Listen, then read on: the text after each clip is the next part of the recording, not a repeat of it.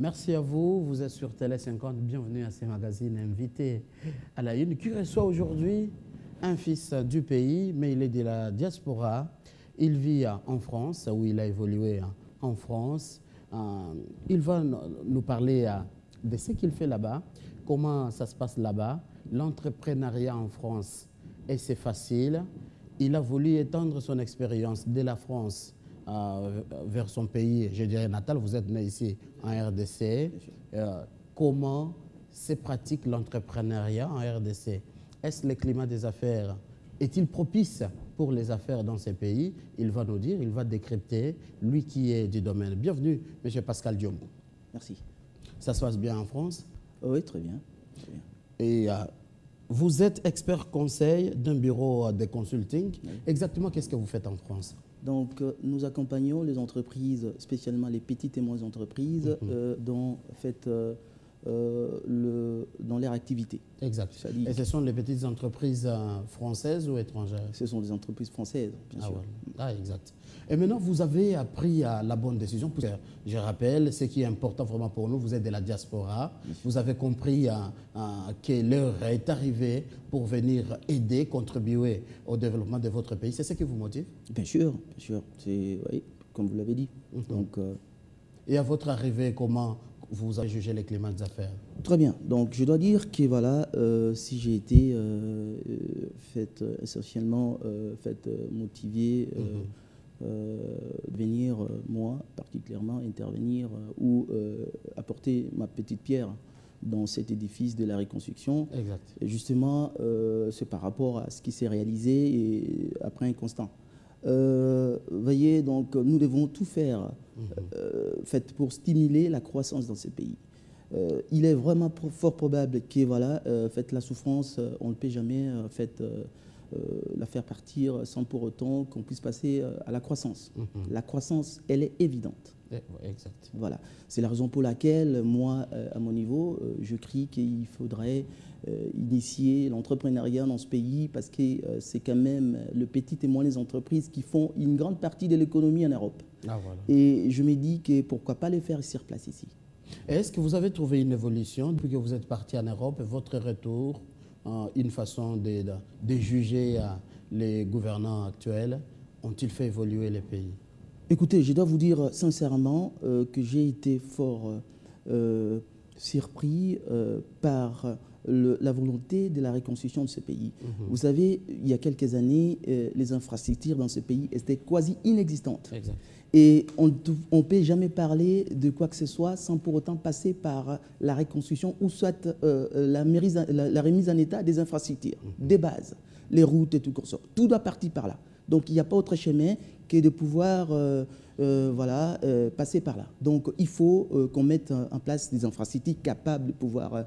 et c'est la raison pour laquelle, vous voyez, il y a une lanterne terrible sur l'arrivée des investisseurs étrangers parce qu'ils sont encore en observation. Ils disent que c'est un pays où les infrastructures ne sont pas encore mises en place et tout ça. Donc, voilà. Et je crois qu'il faudra commencer par là. Donc, comme le gouverneur, comme vous venez de le dire tout à l'heure, donc il a fallu qu'on commence par là. État des lieux de l'entrepreneuriat en RDC. Bien sûr, vous venez de l'extérieur. Quel état des lieux vous faites? Et puis, j'aimerais que vous puissiez définir ce concept. L'entrepreneuriat, c'est quoi? Et qui doit entreprendre? Écoutez, l'entrepreneuriat, c'est je dirais en deux mots, c'est un goût du risque. Chaque entrepreneur qui prend l'initiative de pouvoir investir sur quelque chose, il prend un risque énorme. C'est-à-dire que voilà, il n'est pas sûr de pouvoir, lui, avoir ce qu'on appelle le retour à l'investissement. Et tout à fait, vous comprenez que voilà, cela doit être l'esprit qui motive les fils essentiellement de ces pays et les étrangers. Parce que voilà, en affaires, vous comprenez, ils viennent pour pouvoir tailler de bénéfices. Donc, tout à fait, donc ils doivent juger cela. Hein, ils doivent faire l'équivalent de ce qui serait leur profit et le perte. Donc, voilà. Un aspect qui m'intéresse plus, bien sûr, il y a ces investisseurs, des grands investisseurs étrangers qui reviennent au pays quand le climat des affaires s'améliore. Mais parlons un peu des petits investisseurs. comment on arrive à créer de petites et moyennes entreprises. Là, nous parlons de Congolais qui sont en train de nous suivre. Très bien. Vous savez, les petites entreprises sont des entreprises qui sont créées sur base de grandes entreprises. Les activités dans une agglomération telle que Kinshasa, par exemple, elles sont énormes. Il y a beaucoup d'activités qui dépendent d'une activité principale, par exemple. Donc, vous avez tout un tas de services de proximité qui peuvent engendrer essentiellement en termes de création d'emplois, beaucoup d'emplois, et en termes de croissance économique, parce qu'ils assistent à l'économie nationale, locale, tout ce que vous voulez. Donc voilà, cela peut être utile pour la RDC de pouvoir évidemment stimuler ou initier la création de petites entreprises. Ah, voilà, ça c'est comme une émission doctrinale, je dirais. C'est comme si vous êtes en train de donner à cours que faire les procédures pour créer une petite et moyenne entreprise. Les procédures pour la création d'une entreprise, elles sont beaucoup plus classiques. Vous comprenez que voilà, cela se passe par la volonté des associés de pouvoir s'unir pour entreprendre. Et après, il y a une formalité administrative qui dépend d'un pays à un autre. D'un pays à l'autre. Et voilà, il suffit de se rapprocher de ces des administrations, éventuellement le tribunal de commerce et l'annonce de la publication d'une entreprise, tout ça. Donc voilà, elles sont beaucoup plus classiques. Hein. C'est la même procédure un peu partout, quoi. Voilà. Ah, voilà. Alors, vous avez un bureau de consulting en France qui vous voulez maintenant installer ici à Kinshasa. Ça veut dire que vous voulez contribuer au chantier emploi. Vous allez créer combien d'emplois en implantant ce bureau ici à RDC? Ma démarche était essentiellement basée sur les conseils des entreprises. Ah, voilà. Donc, en voulant implanter ma structure sur place, j'avais comme mission de pouvoir apporter une aide aux entreprises ou aux futurs entrepreneurs de pouvoir, à partir de leur création, à partir de leur projet, jusqu'à la réalisation ou jusqu'à la création de l'entreprise, et voire même au cours de l'exploitation de l'entreprise. Donc, on sera un partenaire à ces entreprises pour pouvoir les aider à mieux réaliser leurs bénéfices et à mieux s'organiser et gagner de nouveaux marchés. Alors, vous êtes seul ou vous engagez d'autres experts en management? Bien sûr que il y aura pas mal de gens, de disciplines diversifiées dans les mondes des affaires, éventuellement en droit des affaires, en économie, en comptabilité, tout ce que vous voulez. Alors, j'ai hâte de savoir si vous avez déjà procédé au recrutement, parce qu'il y a des milliers qui nous suivent, qui disent « Ah, quel est son numéro? On doit vite l'appeler, puisque là, il y a quand même 5 offres d'emploi. » Bien sûr qu'on le fera au moment opportun. On aura besoin de compétences, comme je vous ai dit, dans ce domaine-là, donc en matière de gestion des affaires. Donc on aura des compétences sur la gestion sociale, la gestion fiscale, sur la gestion financière comptable. Alors, votre entreprise assiste à une nouvelle entreprise naissante, à la gestion, jusqu'à vraiment l'installation, je dirais, totale de cette entreprise. Le service là est-il gratuit? Ça se passe comment? Le service, oui, le service, il est gratuit à partir du moment où il y a la volonté. Nous sommes là pour pouvoir apporter notre pierre. Vous vous rendez compte, nous allons procéder à des séances gratuites aux entrepreneurs, aux futurs entrepreneurs qui ont envie, et de leur montrer le monde des affaires, comment ça se procède, parce qu'il est vrai que le monde des affaires englobe toute une série de mécanismes qu'il faudra maîtriser, les relations avec les différents partenaires, je vais dire partenaires de l'État ou le client et tout ça. Donc il faudra mettre tout cela ensemble et pour qu'il y ait un mécanisme, pour qu'un futur entrepreneur puisse avoir une idée globale sur comment entreprendre, éventuellement ses droits et ses devoirs envers l'État et envers des tiers. Moi, je suis un journaliste, je parle au nom de la société, la population qui nous suit.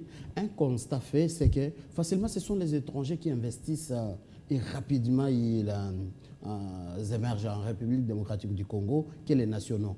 Ont-ils peur, les nationaux, les Congolais? Non, je dirais que c'est beaucoup plus les moyens. qui attire en fait, les investisseurs étrangers. Ils mettent des moyens pouvoir... Parce que, écoutez, une entreprise...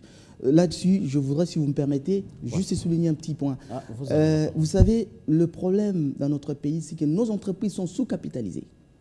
On a un grand problème au jour d'aujourd'hui de pouvoir vraiment stimuler la croissance parce que les entreprises existantes ne sont pas capables de pouvoir produire ou présenter des chiffres capables de pouvoir parler de la croissance dans ce pays. Donc il faudrait les capitaliser. Pour les capitaliser, il faut faire appel à des investisseurs.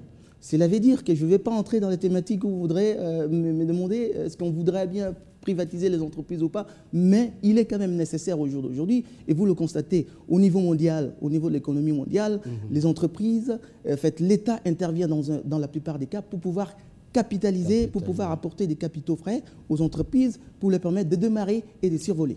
C'est ce qu'il faut éventuellement pour notre pays, pour les grandes entreprises, je vais dire. Donc voilà, pour répondre à votre question, les gens sont beaucoup plus attirés par... ce qui amène beaucoup plus d'investisseurs étrangers, ce sont les apports, les moyens qu'ils mettent pour pouvoir démarrer les affaires.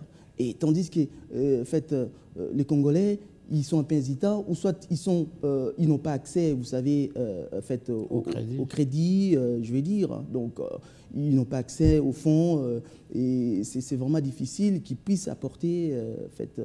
et qui puissent satisfaire à ces conditions. Donc, alors, en quelque sorte, les climats, pas les climats des affaires, la situation d'entrepreneuriat en RDC, les tableaux est sombre selon vous? Le tableau, je dirais, n'est pas sombre, mais il faudrait des réformes nécessaires. Il faudrait stimuler cela. Il faudrait que l'État puisse intervenir. Il faudrait que tous, chacun, se sentent concernés et que c'est un besoin évident aujourd'hui de pouvoir favoriser l'entrepreneuriat en RDC. Parce qu'on a besoin de la croissance et la croissance ne peut venir que des entreprises.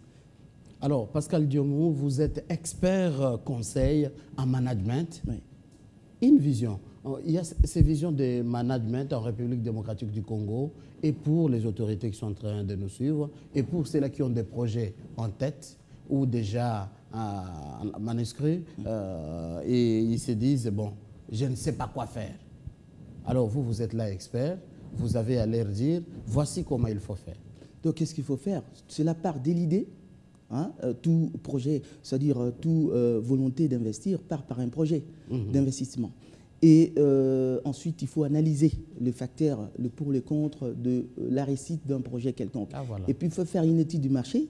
Et dès que l'étude du marché est faite, et puis la finalité, c'est de mettre les projets en route. Et nous sommes là pour les assister parce qu'il y a des événements qui peuvent faire que le projet, au cours de son exécution, soit un peu... voilà. Et nous étudions ces éléments-là ensemble avec les entrepreneurs et nous disons, voilà, s'il est ainsi, donc il faudrait adopter cette stratégie, bien sûr, avec, bien sûr, en respectant les cahiers des charges de l'entrepreneur. Parce qu'un entrepreneur qui vient, il se dit, voilà, dans 5 ans, je voudrais réaliser tel bénéfice. Et au bout de 5 ans, il doit être capable de pouvoir, pour pouvoir y faire. Donc, il doit respecter ou soit suivre une ligne de conduite lui permettant de pouvoir atteindre ces objectifs-là. Ah, voilà. Et alors, il se crée de petites entreprises en République démocratique du Congo, si c'est là arrivé avec l'amélioration des climats des affaires. Est-ce que c'est là qui contribue à ce que je dirais ici, stimuler la croissance économique dans un pays? Vous avez dit? Il se crée de petites entreprises en République démocratique du Congo. Imaginons que les Congolais comprennent qu'avec le management, voici, je peux créer X, Y entreprises. Est-ce que c'est la création, l'ensemble de toutes ces entreprises qui stimulent l'économie, la croissance économique? Bien sûr que oui. Donc, la création de toutes ces entreprises, la synergie qu'on apporte, va stimuler fortement la croissance. Et s'il y a la croissance, ça va se sentir dans le social, dans le social de la population tout entière. Donc voilà. Donc il est fort évident, et ça, personne d'autre ne dirait le contraire, qui est, il n'y a pas, c'est la seule voie de pouvoir passer ou de pouvoir parler de la croissance dans ce pays, quoi. Alors, on parle un peu de vous dans quelques minutes qui nous restent. On fait quoi pour vous contacter? Est-ce que ça suffit seulement par une émission télévisée comme ceci, ou vous avez un bureau, une adresse, où on sait vous voir et on va bénéficier de votre expertise? Bien sûr, nous sommes en pleine implantation. Nous avons nos bureaux provisoirement au 10 avenue de la Presse, hein, à Kinshasa, Gombe. Ah, voilà. Fait, comme je vous ai dit, donc nous sommes en pleine implantation. Fait, il faudrait qu'on puisse mettre en place des numéros capables. Et dans le cas, je crois, on le fera très volontiers. Ah, très bien. Et Télé 50 sera là pour vous rendre ces services. Ah, ça sera une bonne chose. Un mot avant de nous séparer. Vous vivez en Europe avec ces phénomènes Kuluna de l'Europe. Ça continue toujours? Écoutez, moi, je ne voudrais pas me mêler dans ces genres de... vous savez, chacun a sa vision des choses. Et moi, mon rôle à moi, c'est de pouvoir travailler dans mon secteur. Je ne vais pas trop faire des commentaires là-dessus parce que la seule chose que je pourrais dire, c'est que voilà, il y a des lois pour chaque institution. Il n'y a pas un pays sans institution. Les citoyens d'un pays doivent respecter les institutions et les fonctionnements de TC. Et cela fait partie de valeurs républicaines.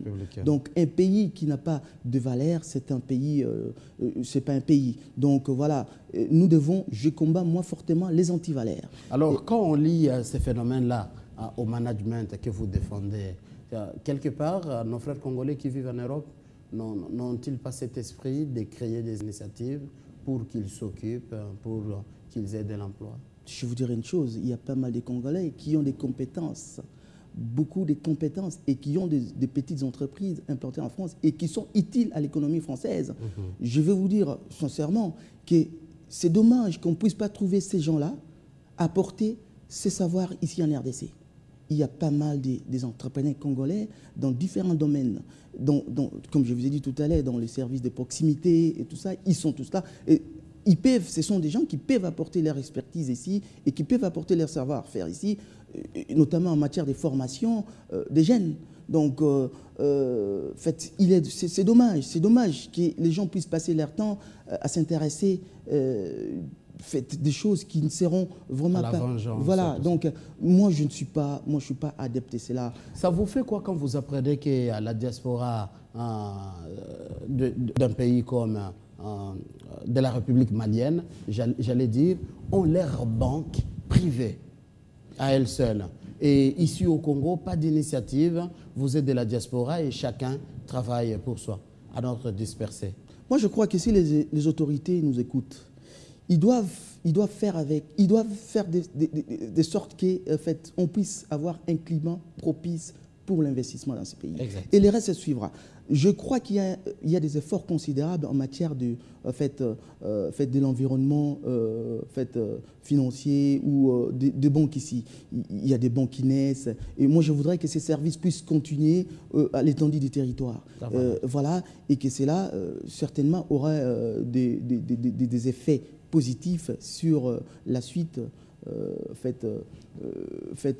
sur la suite du développement. Ah, exact. Pascal Diomo, vous êtes expert conseil en management. Vous avez votre bureau, je rappelle, c'est les L2P Consulting et vous évoluez en France, vous êtes congolais. Encore une fois, bienvenue en République démocratique du Congo et bonne installation. Merci beaucoup. Merci à vous d'avoir répondu à notre invitation. Vous étiez 2 milliers à suivre cette émission qui arrive à sa fin. C'était notre invité à la une. Très bonne continuation de nos programmes sur Télé 50.